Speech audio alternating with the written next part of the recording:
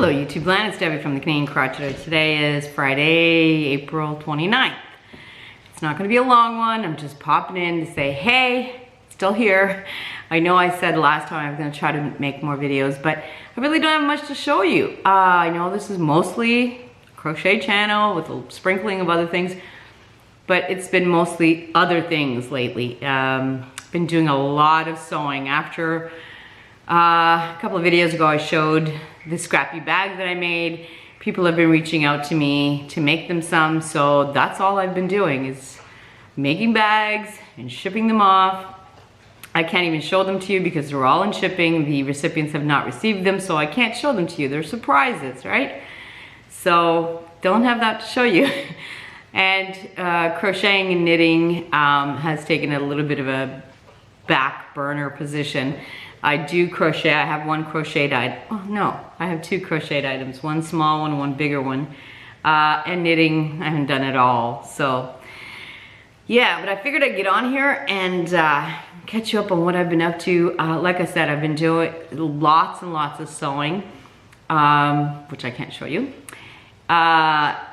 There's been some activity in the house. Our bedroom, we never had bedroom furniture, like, you know, a matching set. Every house that we've ever owned, as soon as we get in there, I go to IKEA and I get built-ins, you know, hubby puts them, we put them together and then hubby crowns it out. So we've never had furniture. So when we moved here, we do have two closets, but we eventually want to take the two closets out and make the bathroom bigger because they flank the ensuite.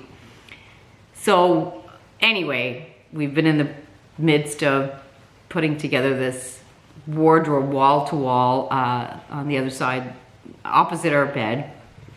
I just think it looks cleaner and more organization than having like a dresser with nothing above it or whatever. It's just a wall of, you know, clothes storage solutions. So I've been doing that. I don't know if you guys remember my craft room tour a while ago. Half the room was sleeping quarters, the other half was craft. Well, craft is winning out. I took out the bunk bed. I'll show you a picture here of what it looks like now. I ended up getting an IKEA, you know, cubby system, and now everything fits in there. The only problem with that is I realized I have way too much. So I am putting myself on a yarn ban, except if it's a gift. If I will spend money if it's a gift for someone else. I'm doing 3 Christmas swaps this year, so I will purchase yarn for that. Otherwise, no, none for me because I can't store it anywhere. I just got that room organized. So we took the bunk bed out and put it into like the big area of the oh my goodness, hold on, the old man. I'll tell you a little bit about the old man too. Okay, back to the craft room. So we put the bunk bed into the main area of the basement only because it's only gonna get used once a year, if that, maybe twice, maybe. So actually at Easter, we had our children were up and we needed one extra sleeping space. So we took sheets and because we have no ceiling in the main part of it's just exposed beams, we nailed sheets around the bunk bed and it created walls. So gave that person a little bit of a privacy. So anyway, too much babbling. My craft room finally has a little bit of, I can move around. I've got a spot for everything and I want to keep it that way. There's still the other double bed. And again, that's not going anywhere. The old man. I think you guys have all heard me talk about my older dog, Zeus. Turns out he is entering dementia stage. It's like having a newborn. I mean, first of all, he's a dog. You don't understand what he's saying anyway. But after years and years, after 14 years, you kind of get to know your dog. Anyway, he's at the stage now where I don't know him anymore. He's unpredictable. He growls. He's bitten. I think I wear slippers because he's bitten my toes many times. And now he wants my attention again. Hold on. Okay, he's on the deck now. But if he starts barking to come in, I'm just gonna let him bark because I wanna get through this real quick. Anyway, he's doing strange things. Like he could have one day where he eats nothing, literally nothing. And then the next day he wants like 8 meals, 8 times. And the vet said he's physically healthy. And the vet said if he wants to eat, let him eat, whatever. But it keeps me on my toes because half the time I don't know what he wants. He just sits in the middle of the room, stares off into space, and every once in a while he'll bark.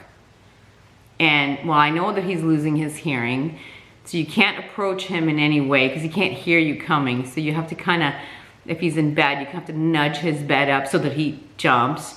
He no longer goes up and down the stairs because he has no depth perception. So it's been difficult. He uses up a lot of my time these days. Like I just trying to figure out what does he want, and you know, and what are we doing? That's the other thing is we got our camper and we've spent a couple of nights in the camper because we want to get the dogs used to it. He seems to be okay with it. We, on the other hand, you know, we're kind of comfortable in our own bed, so we had, you know, it's okay. It's gonna be okay. So we're gonna be going on our first trip soon. But yeah, so it's been, you know, there's not a lot of crafting time. And then on top of that, I started my my seeds for the outdoor garden. When I come back, we'll probably start cleaning up the property. There'll be some landscaping to be done, and on and on and on. Anyway, I don't want to keep you too long. I've had a few people say that, you know, they called me out on not coming on too often.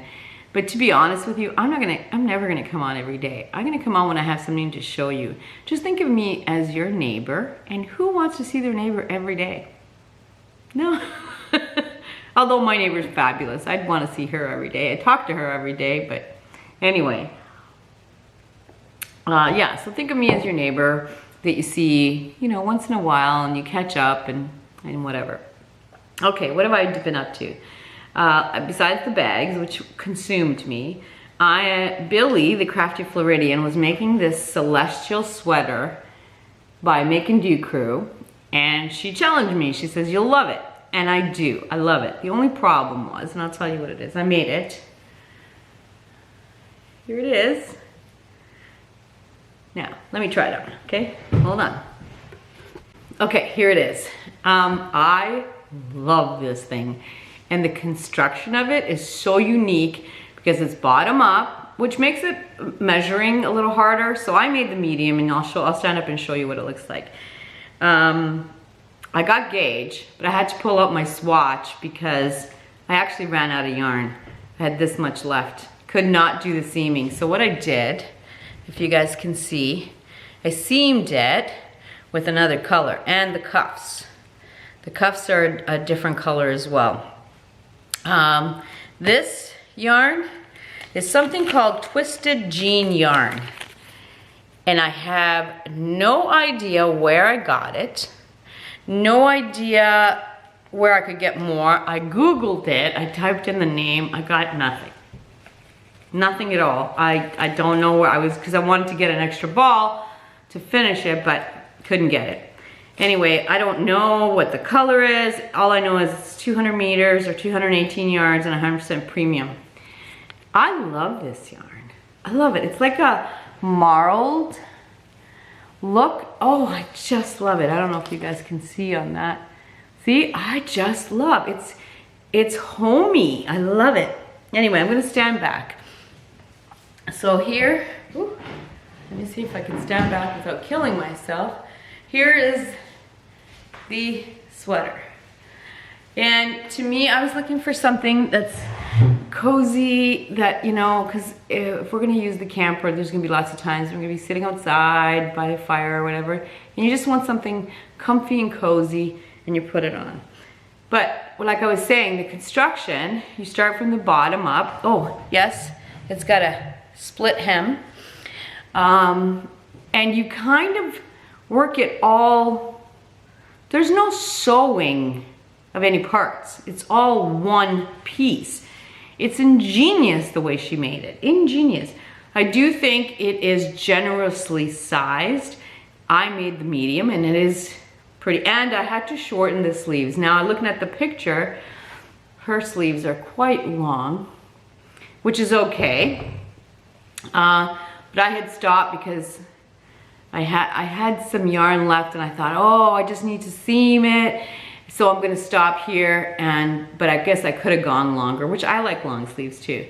And so the seaming goes here, here, here, here, and then one seam up the front. Loved it. And it's using the linen stitch or moss stitch. So it goes fast. It's really, I love it. I love the yarn. I wish I could get some more. I have no idea where to get it. Love this sweater so much. Billy, you were absolutely correct. It is fun to make. It is great. Loved it. Like I said. And so what she does, so to seam, you actually do single crochet together, and then you crab stitch back or reverse single crochet. And so I started that with the different color and it just didn't look right. So I had a little bit of yarn. So I did the single crochet and the seaming, and then I went back and just did the crab stitch on top of that in the other color. And this one is Peyton's Canadiana in the color Toasty Gray. Even though this is a brown and this is a toasty gray, it's a very soft gray. It actually looks pretty good together. Anyway, it's my new favorite garment to wear. I love it so much. So thank you, Billy, for the suggestion. Can't recommend the pattern. I don't think it's a newbie pattern, not for newbies, but definitely understandable. Jess from Make and Do Crew does an amazing job putting it together. It's great. I had no issues. It was great, except for, like I said, the sizing was a little on the generous side. The other thing that I made was okay, hold on a second. All right, you're gonna hold on again. Okay, I want to show you. A friend of mine gave me a plant, and she made a plant cover for it using cording. And I don't think this is macrame. I'm pretty sure it's crochet. Anyway, it's wonderful. And so that got me, well, thank you, Sherry, by the way, my friend. She made this. That got me thinking, because I'm a little on the frugal side. I do have pots, but like everybody else, I think everything is way too overpriced these days. So I use coffee containers. So coffee container. So I made a cover for it. Now I'm thinking I might take it down completely, but what happens is this sits in a tray and I water from the bottom. So I didn't want the fabric sitting in the water. So I left it there, but maybe it doesn't look right. I don't know. Anyway, I used this cotton. Rose from Rose Likes Crochet made me a bag a little while ago, but last year I think it was. And not only did she send me the bag, she sent me this cotton. It's like a kitchen cotton, but it's like a putty or a creamy color with little dots of blue and purple. And it's perfect for this pot cover. Covers up the fact that it's a coffee can. And to hold it together, I use this button. It's like a slice of a broken piece of wood. And this was made by my wonderful friend Wendy at WSW Boutique. I don't think she has any more buttons. This was a project that her and her hubby used to do. But yeah, I love it. And so I only have this one button, and I was waiting and waiting. I have a couple more buttons that I'm looking for the perfect project, probably a cardigan. But this looks perfect on here. Does it not look great? And then I have to say that in my last video, I was talking about the salvage edges or little tiny strips of fabric. This plant was in this pot, and me bad, I left it in the same position for too long, and I don't know if you know anything about plants, but plants reach for the sun, and this one was literally reaching over. So I stuck a chopstick in the middle here. I don't know if you guys can see it, and tied it to the chopstick to try to bring it back. And somebody suggested to use the fabric as ties for my plants. perfect. So thank you. I can't remember who it was that suggested it right now, but thank you. Awesome idea. I'm going to use it outside too. So that was and this is also since I was doing the moss stitch, I just continued with the moss stitch and then put a bunch of baubles on top. Now I'm thinking if I do go down, I'll probably just put a bunch of baubles down here. But I think it's so much nicer than a coffee container, right? And I had the yarn, right? So that's what I've been up to. Me and my little plantings. Yes, so that's all I have done. Like I said, I can't show you any of the bags because they're surprises, right? But I do have some happy mail. The first one is a non-yarny friend of mine is exploring her artistic inner self.